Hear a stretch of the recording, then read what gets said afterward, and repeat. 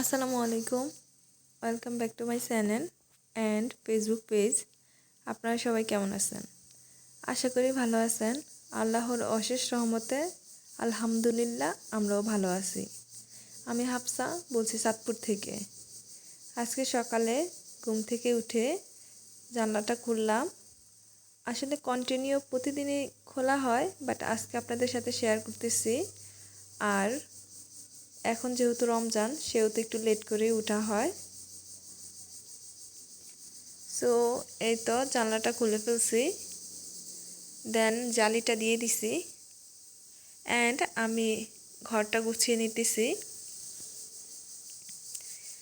এই তো বিছানাটা একটু ঝেড়ে নিতেছি, গুছানো কমপ্লিট। আর যেহেতু আব্দুল হাসিব আছে সেহেতু আমার তো ঘরের নাজেহাল অবস্থা থাকে, কারণ এটা ওটা এখানে সেখানে ছড়িয়ে ছিটিয়ে রাখে। আসলে বাচ্চারা থাকলে এমনই হয়। আর যদি এখানে জাহিদ, নাবিলা অ্যান্ড আব্দুল হাসিব থাকে তাহলে তার কথাই নাই, একদম পুরো চাদর এক জায়গার মধ্যে করে ফেলে। আর কি বলবো বাচ্চাদের অবস্থা। এই তো তারপরে আমি বিছানাটা ঝেড়ে ঘরটা ভালো করে ঝাড়ু দিয়ে নিব।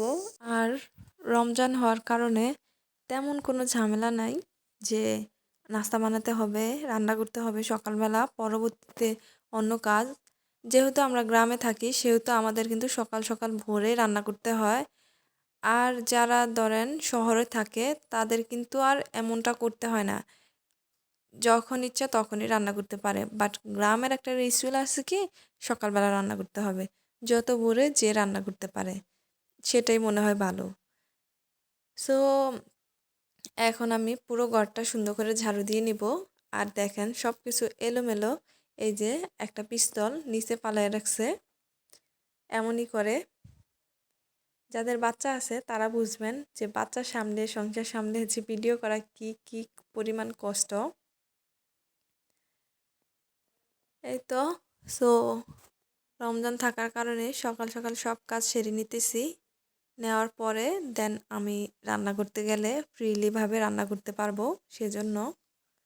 এই তো কিছু টমেটো ছিল, অনেকগুলা টমেটো। আমার আগে মনে ছিল না ভিডিও করতে। ম্যাক্সিমাম মানুষের জানি না এমন হয় কি না, বাট আমার এমনটা হয় যে ভিডিও করতে গেছি মনে নাই, তখন করি যখন মনে হয়। এই তো আমি কিছু কেটে ফেলছি। এই যে এখানে এই কয়েকটা টমেটো কেটে ফেলছি, আর বাকিগুলা আছে। আসলে সব আপুরাই দেখছি টমেটো সংরক্ষণ করে রাখছে।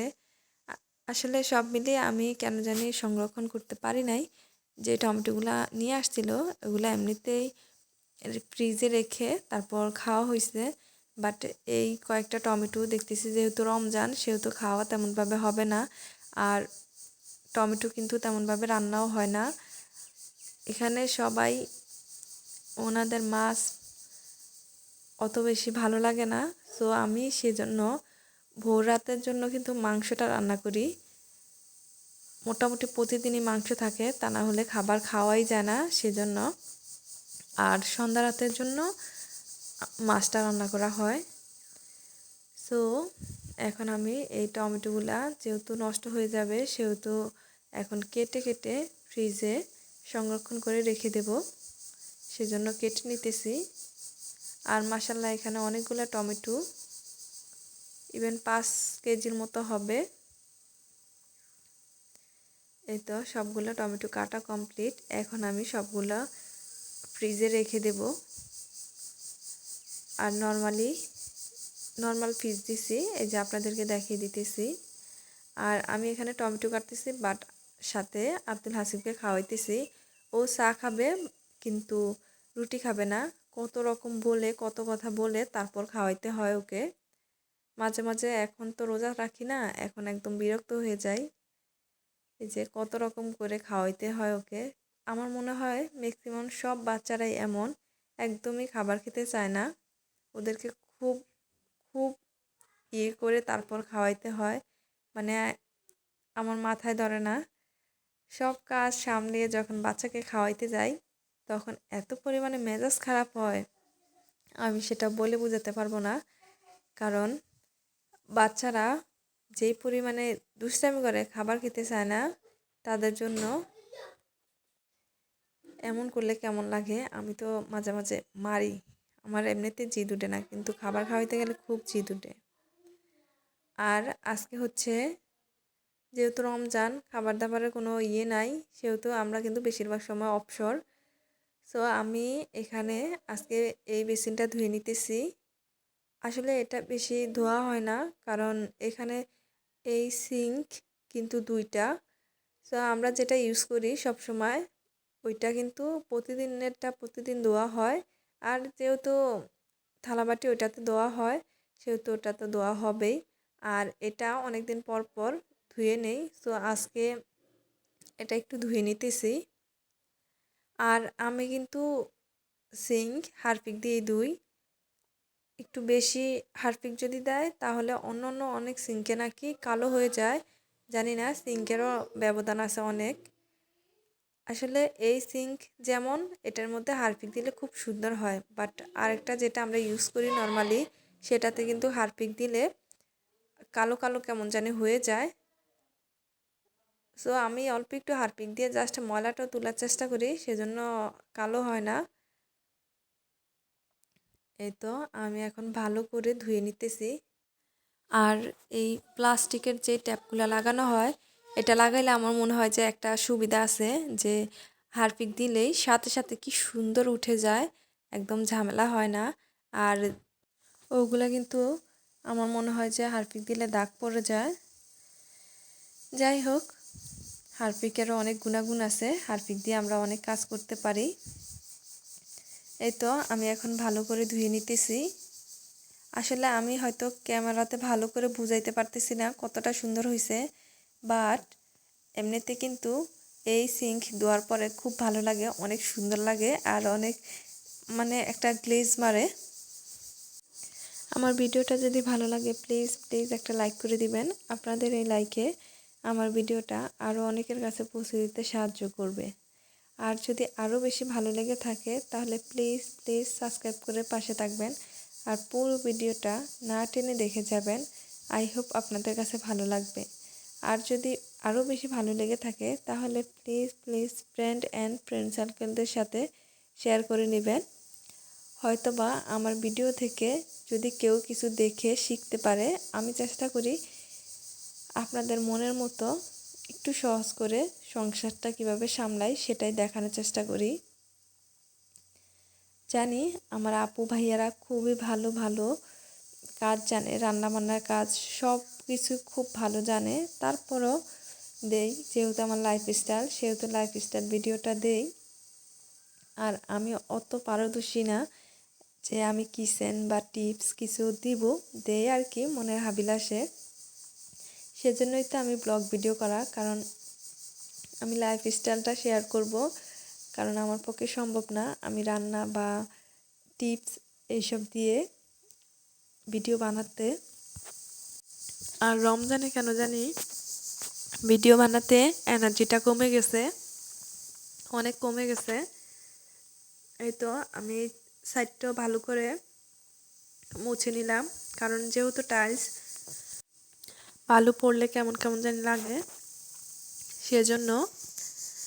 সো এই তো পুরোপুরি কাজ আমার কমপ্লিট। এখন আমি গোসল করতে যাব। এই যে আমি গোসল করতে আসছিলাম, এখন আমি অন্য কাজে গেছি, এই সময় দেখতেছি আব্দুল হাসিব ঢুকার পরে আমি দেখতেছি ও কি করতেছে। পরে আমি একটু লুকাই ভিডিওগুলো করতেছি, ও বুঝতেছে না। পানি যে পেলে আব্দুল হাসিব কি খুশি হয় আর বলার মতো না। সব সময় এমন করে, মাঝে মাঝে আমাদেরকে আটকিয়ে ভিতর দিয়ে দরজা দিয়ে তারপর ভিতরে থাইকা থাইকা পানি এত পরিমাণে ব্যবহার করব, মানে আমি বলে বোঝাতে পারবো না। এই যে এখন গোসল করতেছে। আমি যদি সাবান মুখে দেই তাহলে ওর সমস্যা, চোখে লাগে, বাট ও যখন দেয় সেটা সমস্যা না, সেটা ওর চোখেও লাগে না। এই যে এখন সাবান দেওয়ার পরে ভালো করে মুখটা ধুয়ে নিতেছে। ভাবলাম আপনাদের সাথে একটু শেয়ার করি। মোটামুটি অনেক দিনই এমন করে।